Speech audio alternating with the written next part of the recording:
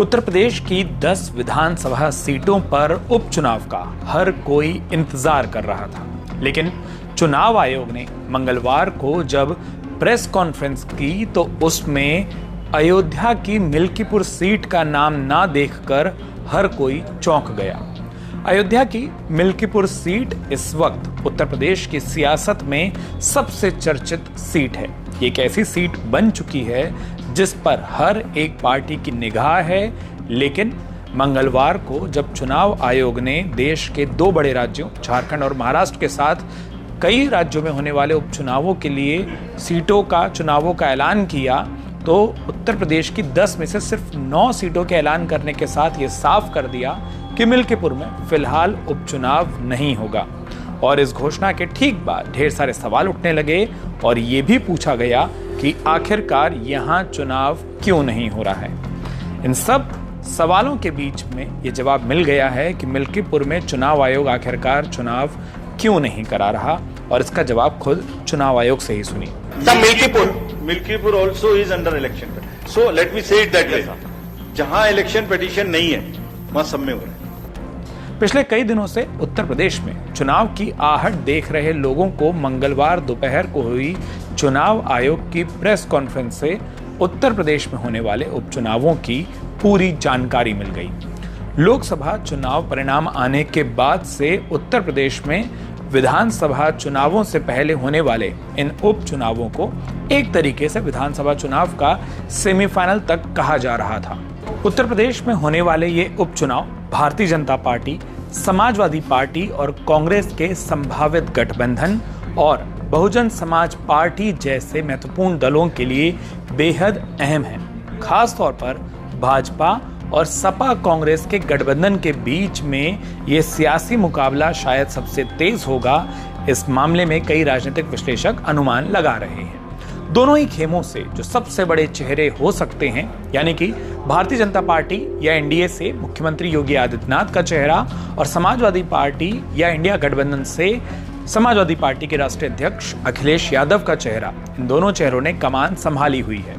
तारीखों की बात करें तो चुनाव आयोग ने उत्तर प्रदेश की उपचुनाव वाली 10 विधानसभा सीटों में से 9 के लिए 13 नवंबर को मतदान कराने की बात कही है। इसी दिन झारखंड में भी विधानसभा चुनाव के लिए पहले चरण के वोट डाले जा रहे होंगे, यानी झारखंड में जिस दिन पहले चरण के मतदान होंगे, ठीक उस दिन उत्तर प्रदेश की 9 विधानसभा सीटों पर भी मतदान होंगे। बात परिणामों की करें तो महाराष्ट्र और झारखंड और तमाम उपचुनावों के साथ साथ उत्तर प्रदेश की 9 विधानसभा सीटों के जो परिणाम हैं वो भी एक साथ आएंगे, और ये परिणाम आएंगे 23 नवंबर को, यानी कि 13 तारीख को उत्तर प्रदेश में मतदान होगा और 23 नवंबर को परिणाम घोषित किए जाएंगे। आपको अब ये बता दें कि उत्तर प्रदेश की जिन 10 विधानसभा सीटों पर उपचुनाव होने हैं उनमें कौन कौन सी सीटें शामिल हैं।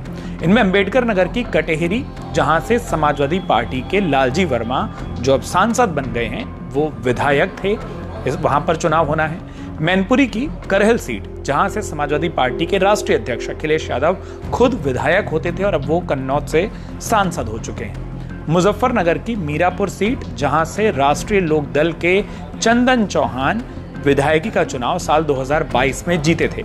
गाजियाबाद जिले की बात करें तो गाजियाबाद सदर विधानसभा, जहां से भारतीय जनता पार्टी के अतुल गर्ग वो विधायक होते थे और अब वो भी संसद में पहुंच गए हैं। मिर्जापुर जिले की बात की जाए तो यहाँ की मझवा सीट, जहां से निषाद पार्टी के विनोद कुमार बिंद विधायक होते थे।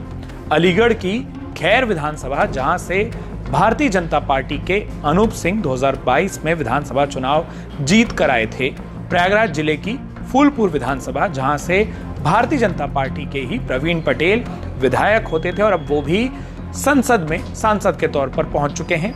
मुरादाबाद जिले की बात की जाए तो यहाँ की कुंदरकी विधानसभा सीट, जहां से समाजवादी पार्टी के जिया उर रहमान बर्क विधायक होते थे और अब वो भी सांसद के तौर पर सांसद बन चुके हैं और संसद में जा चुके हैं। और सबसे आखिर में इस लिस्ट में नाम आता है कानपुर जिले की सीसामऊ सीट का, जहां से समाजवादी पार्टी के इरफान सोलंकी विधायक होते थे। 2022 में विधानसभा चुनाव उन्होंने जीता था।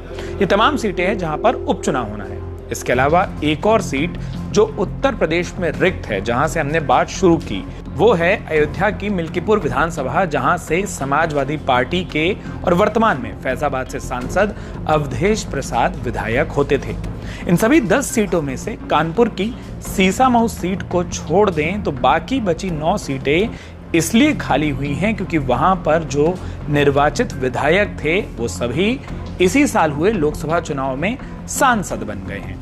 वहीं अगर कानपुर की सीसामऊ सीट की बात करें तो यहां इरफान सोलंकी को कोर्ट द्वारा सजा देने के बाद, सजा के ऐलान के बाद दोषी करार दिए जाने के बाद ये सीट खाली हुई है और अब वहां पर भी उपचुनाव होना है। चलिए अब आपको ये भी बता देते हैं कि उपचुनावों की तैयारी किस दल में कैसी चल रही है। समाजवादी पार्टी इन विधानसभा उपचुनावों में उम्मीदवारों की घोषणा के मामले में भारतीय जनता पार्टी से काफी आगे दिखाई दे रही है। समाजवादी पार्टी ने इन 10 रिक्त विधानसभाओं में से जहां उपचुनाव होने हैं 6 सीटों पर अपने उम्मीदवारों का ऐलान भी कर दिया है। हालांकि अब उनमें से एक जगह पर उपचुनाव फिलहाल नहीं हो रहा। इनमें बात करें करहल की, जहां से खुद समाजवादी पार्टी सुप्रीमो अखिलेश यादव विधायक हुआ करते थे, वहां से अब तेज प्रताप यादव को, जो उनके परिवार के ही सदस्य हैं, उम्मीदवार घोषित किया गया है। इसके बाद बारी आती है कानपुर की सीसामऊ सीट की। यहां से हमने जैसा आपको बताया इरफान सोलंकी, जिनके दोषी करार दिए जाने से ये सीट खाली हुई है, वहां पर समाजवादी पार्टी ने इरफान सोलंकी की पत्नी नसीम सोलंकी को टिकट दिया है। बात अगर हम प्रयागराज जिले की फूलपुर विधानसभा की बात करें तो यहां से समाजवादी पार्टी ने पूर्व विधायक, जो बसपा से समाजवादी पार्टी में आए, मुस्तफा सिद्दीकी पर दांव लगाया है। उन्हें पार्टी ने अपना उम्मीदवार बनाया है। अंबेडकर नगर जिले की कटेहरी विधानसभा सीट से समाजवादी पार्टी ने शोभावती वर्मा को टिकट दिया है, जो कि सांसद लालजी वर्मा की पत्नी है, यानी एक और टिकट जो परिवार में गया। मझवा से ज्योति विन पर समाजवादी पार्टी ने भरोसा जताते हुए उन्हें उपचुनाव का टिकट दिया है। समाजवादी पार्टी ने मिल्कीपुर पर भी अपने प्रत्याशी की घोषणा कर दी थी। अयोध्या जिले की मिल्कीपुर विधानसभा सीट से जो अब फैजाबाद से सांसद बने हैं और पहले यहीं से विधायक होते थे, अवधेश प्रसाद, उन्हीं के बेटे अजीत प्रसाद को समाजवादी पार्टी ने अपना उम्मीदवार बनाया है, उन्हें टिकट दिया है। अब भाजपा की बात करें तो भाजपा अभी भी अपने प्रत्याशियों को तय करने के लिए कई सारी बैठकें कर चुकी है और हो सकता है आगे आने वाले वक्त में भी कुछ और बैठकें हो। पार्टी सूत्रों के मुताबिक मीरापुर विधानसभा को सहयोगी पार्टी राष्ट्रीय लोक दल के लिए भाजपा ने छोड़ देने का फैसला किया है, यानी कि भाजपा उत्तर प्रदेश की जो 10 विधानसभाएं रिक्त हैं उनमें से 9 पर चुनाव लड़ेगी। फिलहाल जो घोषणा हुई उसके मुताबिक 8 पर और 1 सीट पर राष्ट्रीय लोक दल का उम्मीदवार होगा। जयंत चौधरी उस पर अंतिम फैसला करेंगे। अगर आप ये वीडियो YouTube पर देख रहे हैं तो हमारे चैनल को सब्सक्राइब करें और बेल आइकन को दबाना ना भूलें। अगर आप Facebook पर ये वीडियो देख रहे हैं तो हमारे पेज को लाइक करें।